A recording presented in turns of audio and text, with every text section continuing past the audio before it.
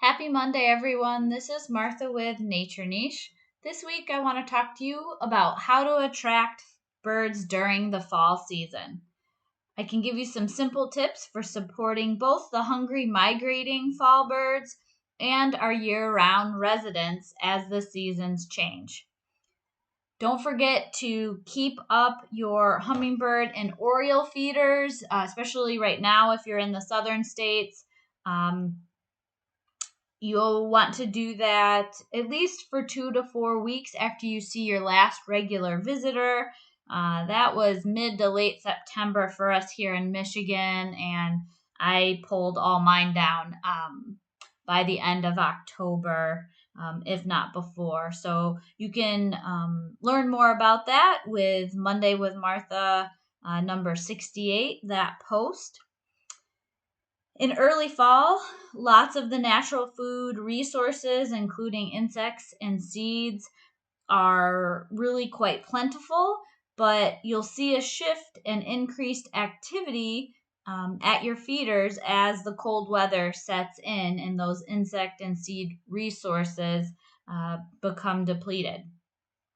You can offer high protein food resources to migrating birds to help fuel their journey and to your year-round resident birds getting ready for the cold winter months. All types of sunflower seeds make a great offering. The black oil in the shell, sunflower hearts or chips as well. And then peanuts make a great food offering as well. Again, high in protein. The peanut splits are great for immediate consumption or short-term stashing. And then the raw in-shell peanuts last longer and are good for more long-term caching. You'll start to see that caching behavior, tucking the food away for later consumption. You can learn more about that with Monday with Martha, number 33, that post. And offering suet is another way to attract a wide variety of birds in the fall, and in particular woodpeckers, other clinging species like nuthatches, chickadees, tufted titmice. I've even seen my cardinals, bluebirds, and dark-eyed juncos actually going for suet in the fall. So great way to help your birds fatten up for those cold winter months. And then Niger is another good thing, smaller seed to have out, both for migrating finch species and our residents like American goldfinch. So having that variety of food will definitely help you have a diverse array of wild birds at your feeders in the fall.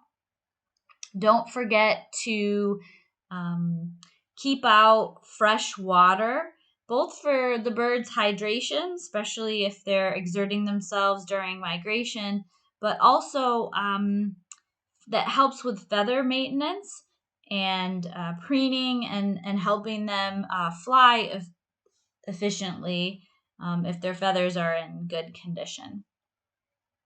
And definitely watch the temperatures as we hit the end of fall. You'll likely need to either put in a submersible heater or pull out your heated bird bath and swap that out for your regular ones. You might need to trade your more open tray or platform feeders for hopper and tube feeders, or feeders with roofs or little built-in baffles or weather guards like you see here. And that's to help protect seed from excess rainfall, definitely as the rain picks up during the fall months. Seed can spoil more quickly, especially this fall. We had a lot of warm temps and rain, So you definitely need to be on the lookout for mold issues, and you may need to add a weather guard or perhaps a seed drying agent like the Feeder Fresh product that's silica based. That's a natural mineral that the birds can consume safely as grit to help them with their digestion, especially of tough shelled seeds. But it also improves drainage and dries out seed. So I definitely started doing that during the rainy, warm part of this fall. And I also shake my feeders daily to help, especially the Niger and the Finch favorite. Those smaller seed mixes are more prone to clumping. So just the physical agitation seems to help as well.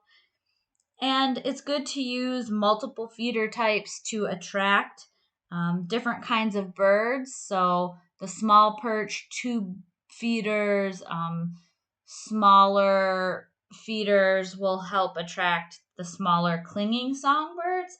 But you also want feeders that have a bigger perch, bigger landing area um, for birds that need more room, like the blue jays or the cardinals.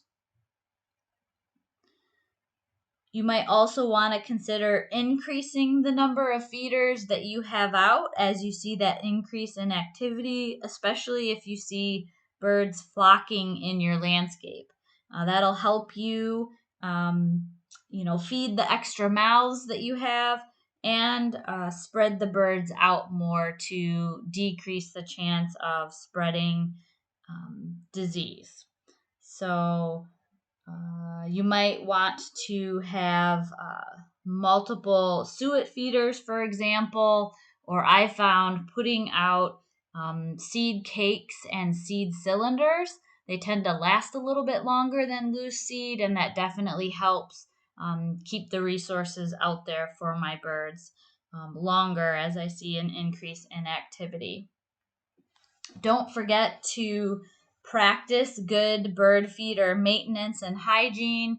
You want to disinfect every 2 to 4 weeks or swap feeders out for clean ones if you can't disinfect that often. And to learn more about that, see Monday with Martha number 60, part 2 for the details. You can also plant and or preserve native shrubs if you already have them that produce fall fruit. See what's native in your area, but some examples from Michigan include viburnum species like maple leaf viburnum, Viburnum acerifolium has been fruiting well lately. That will help attract species like cardinals, eastern bluebirds, and cedar waxwings. Michigan holly, Ilex verticillata, that has fruit that persists into the winter months and attracts eastern bluebirds, robins, and cedar waxwings. You can plant native or ornamental crab apples, and their fruit is great for attracting cardinals and robins and cedar waxwings. Other examples, the dogwoods, gray dogwood, Cornus femina is an example. Robins love it, the bluebirds, the cardinals. Keeping grapevine. I've kept grapevines growing around my bird feeders. They're great for perching, but the fruit in late summer, early fall is also helpful. Mountain ash, species in the genus Sorbus, especially attract cedar waxwings, robins, gray catbirds, bluebirds, and thrushes. And don't forget about our native roses. The big hips that they produce are also attractive to birds. You can also plant fall blooming and seed producing native wildflowers and grasses. And you definitely don't want to deadhead those or mow them down. Native species like bee balm, the sunflowers that we're just showing, Joe pieweed, white snakeroot, goldenrods, asters, the little blue stem I talked about last week, and other prairie grasses are all great at providing natural seed resources for our native birds. And don't forget to leave your leaves this fall and make brush piles. So as you're doing your autumn yard cleanup, that leaf litter is shelter for insects, and birds love foraging through that for different kinds of insects and arthropods, as well as natural seeds.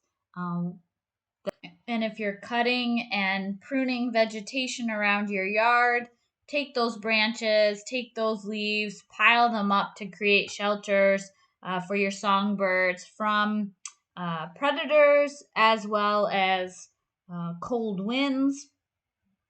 I leave, for example, my blackberry canes, the old ones, in place, and they help catch lots of leaf litter and create shelter.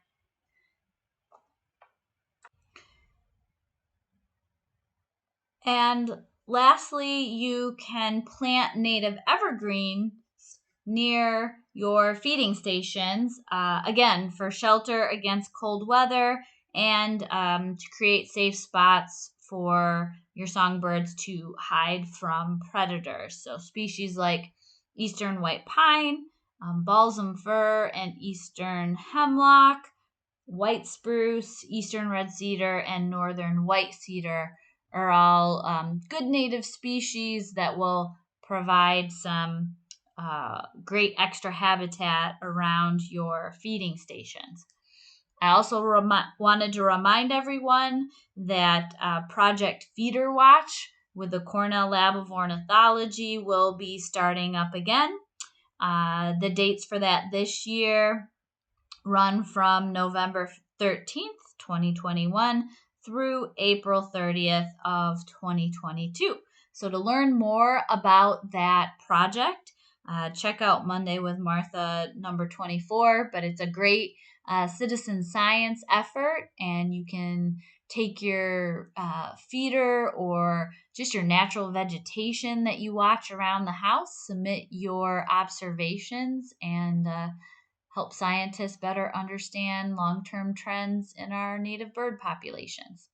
I hope these fall tips help you, and enjoy making some great habitat for our native birds. Have a good week.